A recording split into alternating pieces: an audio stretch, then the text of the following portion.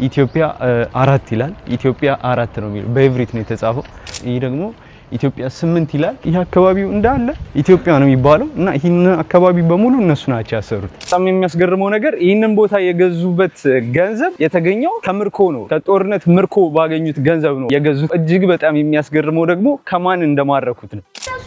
እነሱ ተቸግረው ለኛ ቆዩ በጣም አሜን እናቴ። እዚህ ጋር ደግሞ እንደምታዩት የጓሮ አትክልት ነገር ተክለዋል አባቶች። how to eat Ethiopian food ላሽ የማያውቁ ሰዎች how to eat Ethiopian food ነው። እንደዚህ በምስል ደግሞ እንጀራ እንደዚህ ያርጋችሁ ቁረሱና ከዛ ምናምን። በዛሬው ቪዲዮ ብዙ ሀገራት በውስጧ እነሱን የሚወክል ንብረት እንዲኖራቸው በሚመኙት የዓለማችን ቅድስት ከተማ በሆነችው ኢየሩሳሌም ውስጥ በኢትዮጵያ ስም የሚጠራውን አካባቢ እንጎበኛለን። በስም መጠራት ብቻ ሳይሆን የኢትዮጵያ ንብረት የሆኑ ቦታዎችንም እናያለን። በስተጀርባው ያለውንም አንጀት አርስ የሆነ የድል ታሪካችንን እንሰማለን። ኋላ ላይም እንጀራ እንዴት እንደሚበላ በምስሉላ ሳይቀር የሚያስተምረው ምግብ ቤት ጎራ እንላለን። ለዚህ ቻናል አዲስ ከሆናችሁ ቃሉ ነኝ፣ ሰብስክራይብ በማድረግ የቻናል አባል ይሁኑ። ወደ ቪዲዮ።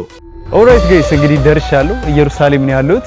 አሁን ያለሁበት ቦታ የኢትዮጵያ መንገድ በመባል የሚታወቀው ቦታ ነው። ይሄ እንዳለ የምታዩት ኢትዮጵያን ስትሪት ይባላል። ኢትዮጵያ ስትሪት ነው የሚባለው ይህ ቦታ ማለት ነው። ይኸውላችሁ እዚህ ጋር እንደምታዩት ኢትዮጵያ አራት ይላል። ኢትዮጵያ አራት ነው የሚለው በኤቭሪት ነው የተጻፈው። ይህ መንገድ እንዳለ ኢትዮጵያ ስትሪት ነው የሚባለው ማለት ነው። በዛሬው ቪዲዮ ማለት ነው አንድ ነገር አስቀድሜ መናገር እችላለሁ ጋይስ። ይህንን ቪዲዮ ከሰማችሁ በኋላ ስለዚህ ጉዳይ ካወቃችሁ በኋላ ማለት በእርግጠኝነት በጣም እንደምትገረሙና የድሮ አባቶቻችን ብቃት እንደሚያስደንቃችሁ እርግጠኛ ነኝ። በጣም የሚያስገርመው ነገር ምን እንደሆነ በኋላ ላይ የምነግራችሁ ይሆናል። ኢትዮጵያ 8 ይላል እያያችሁ ነው። ይህ ደግሞ ኢትዮጵያ 8 ይላል። እዚህ አድራሻ ላይ የምታዩት ይህ ፎቅ አጼ ሚኒሊክ ራሳቸው ያሰሩት ፎቅ ነው። እንደዚሁ ራሱ ገና ታሪኩን ሳትሰሙት እንግዲህ ኢየሩሳሌምን በምትመስል ቅድስት ከተማ ላይ የኢትዮጵያ መሬት አለ ወይም የኢትዮጵያ ቦታ አለ ሲባል በኢትዮጵያ ስም የተሰየመ መንገድ አለ ሲባል በራሱ በጣም እንደምትገረመው አልጠራጠርም። ይሄ አካባቢው እንዳለ ኢትዮጵያ ነው የሚባለው እና ይሄን አካባቢ በሙሉ እነሱ ናቸው ያሰሩት። ታዲያ እንደዚህ የዓለም መንግስታቶች የሚሻሙባት ቅዱስ ከተማ ላይ እንዴት ኢትዮጵያ በስሟ ቦታ ሊኖራት ቻለ? ከቦታው አልፎ ደግሞ የራሷ የሆኑ ንብረቶች እንዴት ሊኖራት ቻለ? ቤተክርስቲያንን ጨምሮ የተለያዩ ፎቆች በስሟ አላት እዚህ አካባቢ ላይ እና እሱ እንዴት ሆነ ብለን ስናይ ታሪኩ የሚጀምረው በ1888 እንደ አውሮፓውያኖች አቆጣጠር ነው ማለት ነው። በወቅቱ እንግዲህ የኢትዮጵያ ንጉስ የነበሩት አጼ ዮሐንስ ነበሩ።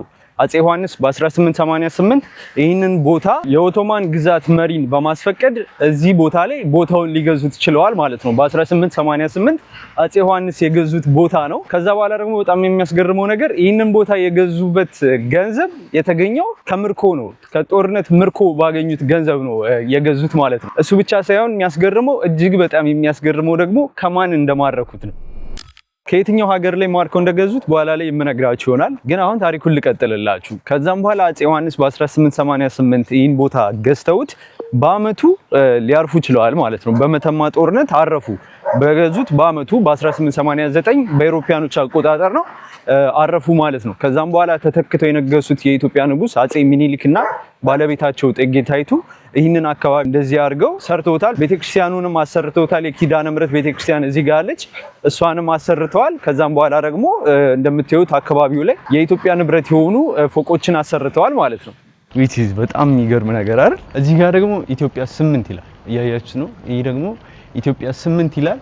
ይህ ፎቅ የሚኒሊክ ቤት በመባል ይታወቃል። ራሳቸው አጼ ሚኒሊክ ያስገነቡት ፎቅ ሲሆን ዋና ዓላማቸው የነበረው ይህን በማከራየት ገቢው በኢየሩሳሌም የኢትዮጵያ ቤተክርስቲያናትን ለማገዝ ነበር። አዎ ሰላም ነው፣ እግዚአብሔር ይመስገን። እሺ አመሰግናለሁ። በዩቲዩብ ነው። ኦኬ ሁሉም አጠቃላዩ የገዳሙ ነው። ሰፊ ነው ቦታው ማለት የገዳሙ በጣም ደስ ይላል። ይሄ እንደ ገስት ሃውስ ነው። በገዳሙ ስር ነው ግን ተከራይቷል። በጣም ደስ ይላል። እሺ ነው። አዎ እኮ አዎ እነሱ የሰሩት እነሱ ተቸግረው ለኛ ቆዩ። በጣም እሺ ነው። አመሰግናለሁ። እሺ ነው። እሺ አሜን እናቴ። ደስ ስትለው እግዚአብሔር ያ እውነቷን ነው። በቃ የድሮዎቹ አባቶች በጣም በብዙ ትግል ይህን ቦታ ገዙ። እንግዲህ ከዛ በኋላ አሰሩት። ከዛ እንግዲህ እንደምታዩት እዚህ ጋር ገዳሙ አለ እና በዙሪያው ያሉትን በገዳሙ ስር ነው ያለው ግን ያከራዩታል። ለመኖሪያ ቤትነት የተከራየ አለ አለችኝ እዚህ ጋር።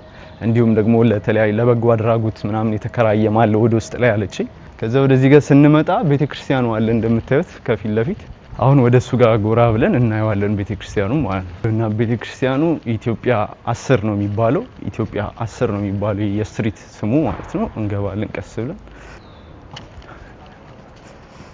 እንደምታዩት ይህን ይመስላል። ይህን ይመስላል ኪዳነ ምሕረት ቤተክርስቲያን። አያምርም? እንደምታዩት በጣም የሚያምረው እግዚአብሔር። ይህች ቤተክርስቲያን ቅድስት ኪዳነ ምሕረት ቤተክርስቲያን በመባል ትታወቃለች። የ138 ዓመት ዕድሜ ያላት ታሪካዊ ቤተክርስቲያን ነች። አፄ ዮሐንስ በ1880ዎቹ ይህን ቦታ ከገዙና የዚችን ቤተክርስቲያን ንድፍ ካወጡ በኋላ በመተማ ጦርነት ሕይወታቸው በማለፉ ከሳቸው ቀጥለው የነገሱት አፄ ሚኒሊክ ይህን ቤተክርስቲያን አስጨርሰውታል። የዚች ውብ ቤተክርስቲያን ዲዛይን የተነደፈው በኢትዮጵያዊ ጠበብት በመምህር ወልደ ሰማዕት ነው። ወደዚህ ውስጥ እንግዲህ የአባቶች መኖሪያ ሊሆን ይችላል። ወደ ውስጥ አልገባም፣ ግን ይህንን ዙሪያውን ላሳያችሁ። እዚህ ጋር ደግሞ እንደምታዩት እንትን አላቸው የጓሮ አትክልት ነገር ተክለዋል አባቶች። የኢትዮጵያ አባቶች እንግዲህ በእንደዚህ ይታወቃሉ። በተለያዩ ገዳማቶች ላይ የራሳቸውን የጓሮ አትክልት ሰርተው ነው የሚጠቀሙት በብዛት። እዚህም ያሉት እንግዲህ እንደዚህ ሰርተው እንትን ይላሉ ማለት መኖሪያ ቤታቸው ወደዛ ጋር አለ፣ የጓሮ አትክልቱ ደግሞ እዚህ ጋር አለ ማለት ነው። which is በጣም ደስ የሚል ነገር ያ አሁን የዚህ ታሪክ እጅግ በጣም አስገራሚ ክፍል ላይ ደርሰናል። እሱም ደግሞ ምንድነው ቅድም እንደነገርኳችሁ አፄ ዮሐንስ ይህንን ቦታ እየገዙት በምርኮ ገንዘብ ነው ብያችኋለሁና የማረኳትን ሀገር ደግሞ አልነገርኳችሁ። ስለዚህ በባለፈው ቪዲዮ ላይ አይታችሁ ከሆነ ማለት ነው የኢትዮጵያ አባቶች ዴር ሱልጣን ገዳም ላይ በሚባለው ቦታ ላይ እንዴት በግብጾች እንደተገፉ እንዴት በደል እንደደረሰባቸው ነግሬያችኋለሁ አይደል? ይህንን ገንዘብ የማረኩት ከግብጽ ነው። እንዴት መሰላችሁ? በ1875 ዓመተ ምህረት የግብጽ መንግስት የነበረው ኢስማኤል ፓሻ የሚባለው ማለት ነው ኢትዮጵያንና የአባይን ወንዝ መነሻ መቆጣጠር አለብኝ፣ በግዛቴ ውስጥ ማስገባት አለብኝ ብሎ ኢትዮጵያን ለመውረር የአሜሪካንና የአውሮፓን እገዛ ጠይቆ በዘመናዊ መሳሪያ ኢትዮጵያን ለመውረር ተነሳ ማለት ነውና አፄ ዮሐንስ ደግሞ በወቅቱ ንጉስ ነበሩ። ስለዚህ በ1875 የጉንደት ውጊያ በሚባል በ1876 ደግሞ የጉራ ውጊያ በሚባል ማለት ነው በሁለት ተከታታይ ውጊያዎች በአውሮፓና በአሜሪካ አጋዥነት ታጅቦ የመጣውን የግብጽ መንግስትን ሊያሸንፍ ችሏል ማለት ነው። እና እንዲሁም በጣም ብዙ ሀብትን ሊማርክ ችሏል። በጣም ብዙ ወርቆች፣ ብዙ የጦር መሳሪያዎች፣ ብዙ ገንዘቦችን ሊማርክ ችሏል ማለት ሀብት ይዞ ከመጣው ጠላት ማለት ነው እንግዲህ ነውና ይህንን ቦታ የገዛበት ገንዘብ ከግብጽ በማረከው ገንዘብ መሆኑ እጅግ በጣም ያስገርማል። እጅግ በጣም ያስገርማል። በወቅቱ እንግዲህ እዛ ላይ ያሉትን የዴር ሱልጣን ገዳም ላይ ያሉ መነኮሳት እንዴት እንደሚበደሉ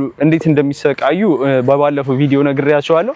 እና ለነሱ ራሱን የቻለ ሌላ ቦታ ራሳቸው በኃላፊነት የሚያስተዳድሩት የራሳቸው ቤተክርስቲያን የሚሰሩበትን ቦታ እዚህ ቦታ ላይ በዛ ገንዘብ ሊገዛ ችሏል ማለት ነው። ኢየሩሳሌም ለክርስትና እምነት ተከታይ በጣም ትልቅ ቅዱስ ቦታ ስለሆነች እዚህ አካባቢ ላይ ቦታ መያዝ ማለት እጅግ በጣም ወሳኝነት አለው። ከሱም በበለጠ ለተለያዩ የፖለቲካዊ ግንኙነቶች ለዲፕሎማቲክ ግንኙነቶች ጠቀሜታ ስላለው በዛ ገንዘብ ሊገዛ ችሏል ማለት ነው። እዚህ ቦታ ላይ በጣም ፕራውድ የሚያደርግ ነገር ነው። እስከዛሬ ድረስም የሚጠራው አካባቢው በኢትዮጵያ ስም ነው።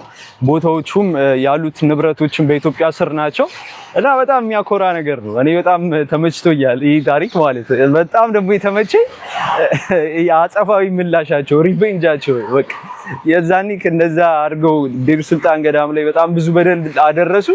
ከዛም በኋላ ደግሞ ራሳቸው ኢትዮጵያን ለመውረር ሄዱ። ከዛም ደግሞ ተማረኩ። በእነሱ በተማረከ ገንዘብ እዚህ ቦታ ላይ ኢየሩሳሌም ላይ እነሱ በደል ከሰሩበት ቦታ 2 ኪሎ ሜትር ርቀት ላይ እንደዚህ አይነት ቦታ ተገዛበት ማለት ነው የራሳቸው ገንዘብ እና በጣም ደስ ይላል። ብቻ ታሪኩ እኔ ተመችቶኛል። ኦልራይት ጋይስ አሁን ደግሞ ይሄን የመሰለ ታሪክ ከሰማን ደግሞ ምሳችን እንብላ አይደለ? ይሄን የመሰለ የኢትዮጵያ ታሪክ ሰምተን መቼም ዛሬ ሌላ ምግብ መብላት የለብንም። እንጀራችንን ያበደ ምግብ ቤት ሄደን እንበላለን ማለት ነው። ሀበሻ ነው ሀበሽ የሚባል ምግብ ቤት አለ እዚህ አካባቢ። ወደዛ እየሄድኩ ነው። የሚገርመው ደግሞ ቅርብ ነው በጣም ማለት ከዚህ ከኢትዮጵያ ስትሪት የ5 ደቂቃ ምናምን በመኪና በእግር ደግሞ 10 ደቂቃ ምናምን አይ ቲንክ ደርሻለሁ። የኢትዮጵያ ባንዲራ አለ። ኦኬ እንግባና እኔ እስኪ ሰላም። እዚህ አካባቢ ሊሆን መሰለኝ ይቻላል። እዚህ አካባቢ ነው። እሺ አመሰግናለሁ። ያገባን ማለት ቤቱ በጣም ነው የሚያምረው ጋይስ።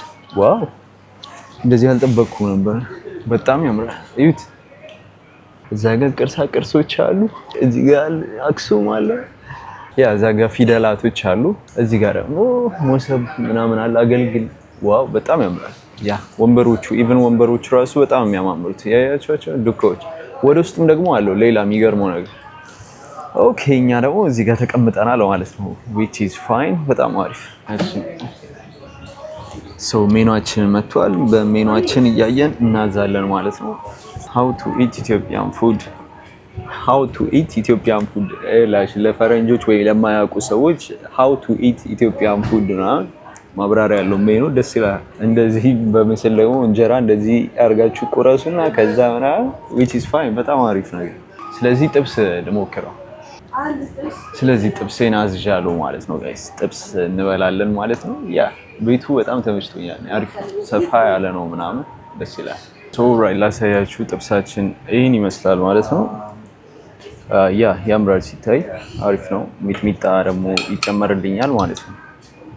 እሺ አመሰግናለሁ። እሺ ሶ እንብላ። አሪፍ ነው።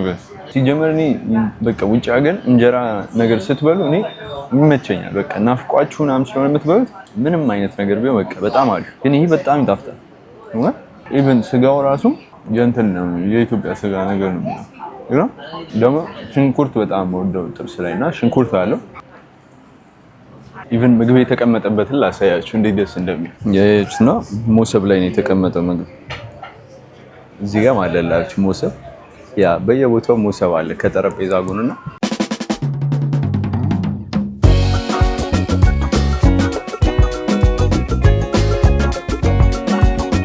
ተራ እንደምታዩት ነው። አገባድጄዋለሁ ማለት ነው። በጣም ነበር የሚጣፍጠው። አሪፍ ምግብ። እንጀራው ራሱ ያበደ ምርጥ ምሳ በላን። ኦልራይት ጋይስ ምግባችንን በልተን ወጣን ማለት ነው። ያበደ ምግብ በላን። ያ ዛሬ ያበደ ታሪክ ሰማን። ያበደ ምግብ በላን ማለት ነው። እና ምግቡ ደግሞ በጣም ነበር የሚጣፍጠው።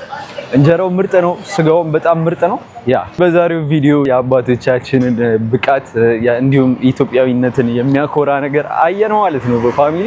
በሌላ ቪዲዮ እስክንገናኝ ድረስ ባይ